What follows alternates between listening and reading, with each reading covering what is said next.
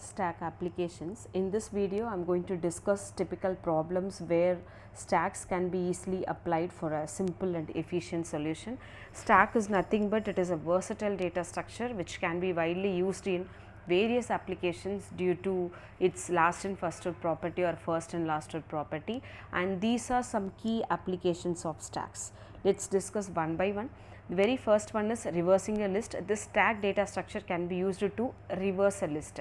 This reversing a list is a common operation in programming where the order of elements in a list is reversed. This stack data structure provide an efficient way to achieve this by leveraging their last in first out property or first in last out property. For example, imagine a list contains 5 numbers 1, 2, 3, 4 and 5. Now, we want to reverse this list using a stack data structure. Very first step is push all the elements in the list into the stack. The first element from the list is 1, push it into the stack, then 2, then 3, 4 and 5. Push all the elements of the list onto the stack and then pop the elements from the stack one by one.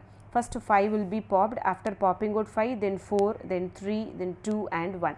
Pop out the elements one by one from the stack, and now you insert all these elements into the list again. Now reverse list is ready. Reversed list is so simple. If you want to reverse something, you just fetch each and every element from the list and push it into the stack. Once pushing is done, pushing all the elements from the list is done onto the stack means pop out the elements one by one from the stack and insert them back into the list. Now reversed list is completely ready. This is how we are supposed to perform reversing a list using the stack data structure. Second example is balancing symbols. Balancing symbol is an application which is used in syntax checking for programming languages and also in mathematical expressions. So, mainly in programming languages, to check for the parenthesis this would be used. So, here we have to ensure, it must ensure that every opening symbol should have a corresponding closing symbol. For example, in a programming language, if there is an open parenthesis, there must be corresponding closed parenthesis as well. Then only we could say that the program is complete. Otherwise, the compiler would show an error if the parenthesis is not balanced. So, every open symbol must have a closed symbol. Every closed symbol should have the open symbol for it as well. Similarly, right? When it comes to an expression, example, if this is an expression C plus D. So, if you check, there is a open bracket. For this open bracket, yes, there is a corresponding closing bracket as well. If you check here again, there is a square open bracket, but if you check here, you just imagine this is a normal close bracket. There is a open bracket as well as there is a close bracket, but if you check, both are not equivalent, right? This is square bracket and this is a normal close bracket which is not equal only. So, now you could say that the symbol is unbalanced. When the symbol is not balanced, you won't be able to compute the expression. Now, we will check this expression now, a plus b and c plus d. Now, if you check, yes, for every open symbol there is the same close symbol as well in the same which belongs to the same category, the open bracket and the same close bracket. Again, if you check here, there is open bracket and same close bracket is there. Both of these are equivalent only. If so, the given expression is balanced. So, only if it is balanced, you will be able to compute it. If it is not balanced, like expressions cannot be computed with the help of the compiler. And also the same is applicable for, the same concept is applicable even for programming language also. While checking for the syntax, if the symbol is not balanced, program would show an error. And the third application is evaluation of arithmetic expressions. This evaluating arithmetic expressions, particularly those in postfix or prefix form, can be efficiently performed using the stack data structure. This application is essential in compiler as well as in calculator, mainly to convert it into postfix as well as in the prefix form. So, for any infix expression, if you feed inside the system, example, if you want a system to compute the expression, any infix expression, the compiler would automatically convert it into either in the postfix form or prefix form. Once it has been converted into either the postfix form or prefix form, and then only the evaluating the either postfix or prefix would be done. At the end of evaluating the prefix or postfix expression only, the actual answer could be identified, could be obtained. So, under evaluation of arithmetic expressions, again there are 4 different steps. One is conversion of infix to postfix. Once converting into postfix is done, evaluating postfix would be performed. Otherwise, either convert it from infix to postfix or infix to prefix. Once if you convert it into either postfix or prefix, after converting only the evaluation can be done. So, if you have converted into postfix means evaluating postfix would be done to achieve the final answer.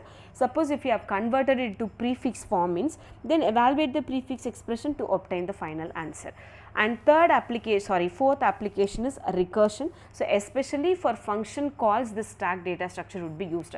So, recursively if you want to call functions and each and every function calls separate like different other functions also, only with the help of the stack data structure this could be done efficiently. So, this stack data structure are inherently used to manage recursive function calls, tracking each function state until some base case is reached, until the end case is reached. So, this recursion involves a function calling itself to solve some smaller instances of the same problem. Example is factorial, many other applications are there, and the final application is Tower of Hanoi. So, this Tower of Hanoi again it comes under recursion only. It is a mathematical puzzle which involves moving a stack of disk from one pole to another pole. For example, 3 poles would be given like this: pole A, pole B and pole C. Each pole would have some stack of disk it would have. Imagine that there are 3 disks placed from the source pole. Imagine this is the source pole and this is the destination pole. We are supposed to move all these 3 disks from pole A to pole D. Pole A is the source pole and D is the destination pole, pole C it is, and this is the destination pole. So, we have to, the task here is shifting all these 3 disks from the source pole to the destination pole without changing its order with the help of this B pole. So, you can use this pole as B pole as an intermediate pole, which would help to transfer all these 3 disks from the A pole to C pole without changing the disk order. So, here the constraint is if you want to place some pole on top of another pole means always you have to ensure that the smaller one should be placed on top of the bigger one. We can't place like this on top of the smaller one, the bigger one cannot be placed. Always if you want to place something on top of other, ensure that the disk which you are going to place is going to be smaller than the actual pole on which you are going to place it. So, the rule is if you want to place something on top of it, always ensure that the top disk size is smaller than the previous disk on top of which you are going to place it. This is the constraint here. So, even again here to solve this puzzle, to solve this Tower of Hanoi also, we will be using the stack data structure which would help us to transfer all these disks from one pole to another pole without changing its order. So, these are some basic important applications where the stack data structure can be used, and let us discuss one by one in detail with proper example in further videos.